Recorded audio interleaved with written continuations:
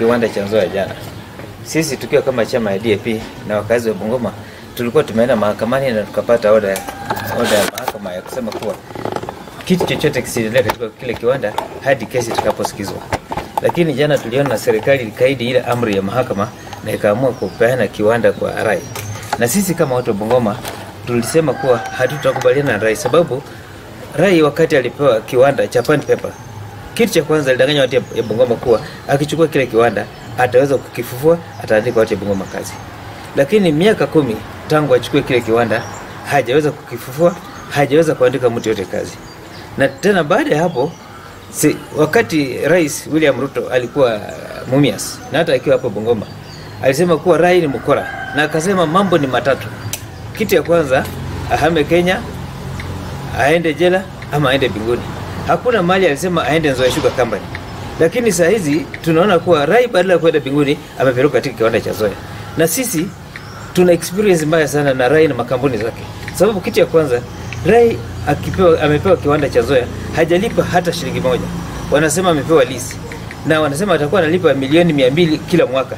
So inamaanisha kwa saizi amepewa hiki kiwanda bure. Hata ukiona jana alisema hajalipa chochote mpaka mwaka uishe ndio aweze kulipa shilingi milioni 200. Na hii kama ni milioni 200, watu wa Bungoma na uwezo wangesimama pia, wangeuliza watu wengine, wangeweza kusimama, wangeweza kuchukua kile kiwanda. So sisi tunasema hatutakubali kiwanda chetu kichukuliwe na mtu ambaye hayuko na maslahi ya watu wa Bungoma. Kitu kingine, jana wakati walikuwa wanapana kiwanda, waliambia wafanyakazi wasidai RAI pesa zao. Waliambia wakulima wasidai RAI pesa zao. Na hao wakulima walipeleka miwa katika kiwanda cha Nzoia. Kama serikali ingekuwa na nia nzuri, ingelipa wakulima kwanza, ilipa wafanyakazi kwanza, ndio ipeane kiwanda. Lakini hawezi sema utapeana kiwanda alafu acha wafanyakazi wakulima bila kulipwa. Na tena anasema wakulima wafuate serikali. Ule mkulima wa kutoka kule Milo, kule Halumuli, ataenda kufuata serikali wapi? Sababu akienda katika Pan Paper, akienda katika kiwanda cha Nzoia ataambiwa haukuleta miwa hapa. So mimi naambia wakulima mahali wanatakana kudai pesa yao katika kiwanda cha Nzoia. Kwa sababu RAI amepewa kiwanda hiki kinyume cha sheria wakati tuko na order ya mahakama. Kitu kingine, ukiangalia historia ya RAI, sio historia nzuri katika wafanyakazi. Sababu kitu cha kwanza RAI akiingia, yeye mwenyewe huwa haandiki wafanyakazi. Anatafuta kampuni ila ameandika kwa majina ya Wahindi ambayo inakuja kuandika wafanyakazi katika kiwanda cha Nzoia. So haitakuwa imeandikwa na RAI, imeandikwa na wale watu wengine.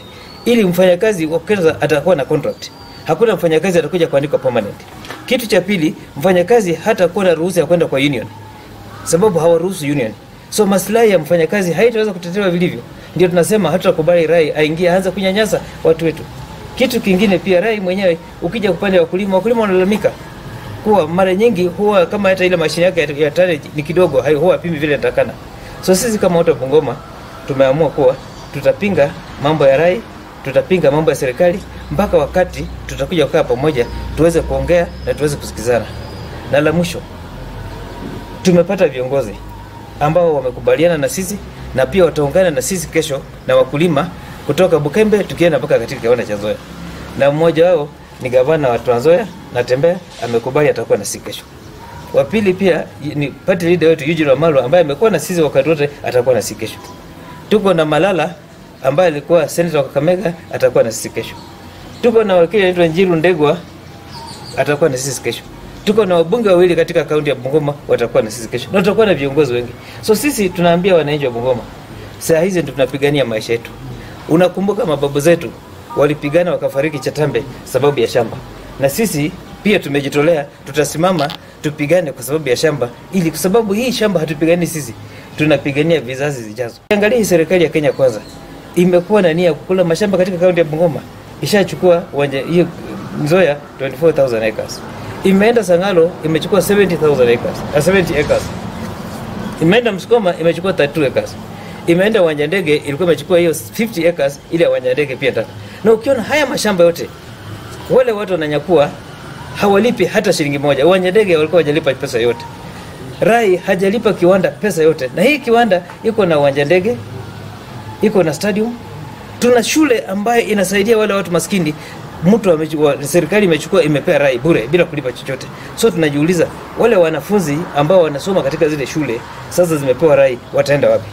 Sababu RAI atataka kuweka katika soko Anataka kuchaji ile fees ile kubwa. Ile hospitali inasaidia wale watu maskini, watafanya namna gani? Hiyo ndio sababu nimewaita. Na ningependa Bungoma wote waje waungane na sisi tupiganie haki zetu. Asante. Yeah.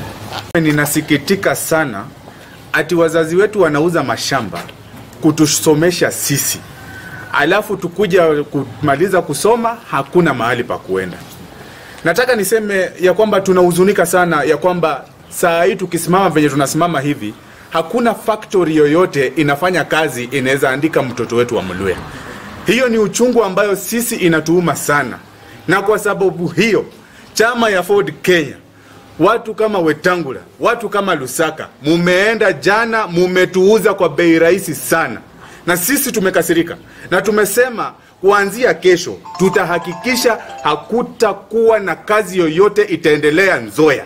Tutasumbua Bungoma, tutasumbua Kabuchai, tutasumbua Chwele, tutahakikisha we don't give you peace mpaka turudishe kiwanda chetu hapa ambacho kimekuwa kitutetea. But instead of building factories ambazo zinaenda kuandika vijana, you are busy selling our factories kwa bei chache sana. Sisi tumekasirika na tumehakikisha tutawacha kila kitu tunafanya kuhakikisha nyinyi pia mnakosa amani mpaka tuelewane katika uwanja wa Nzoia.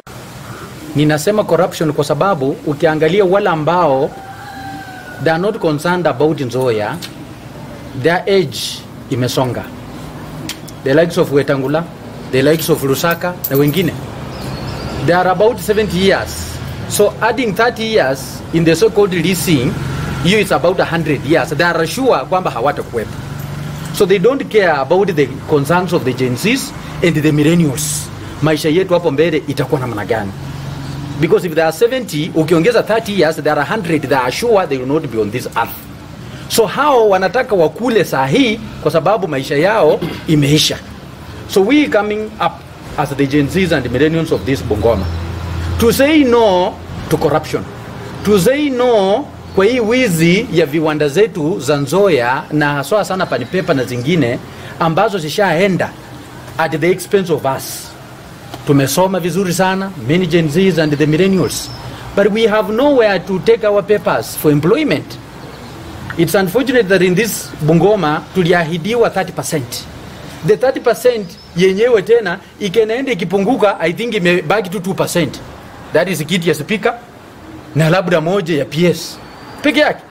So the 30% yenye rais wetu Ruto alituahidi hapa Bungoma imeisha, completely imeisha. So it has been personalized. Instead tena wanatuibia kila ujao.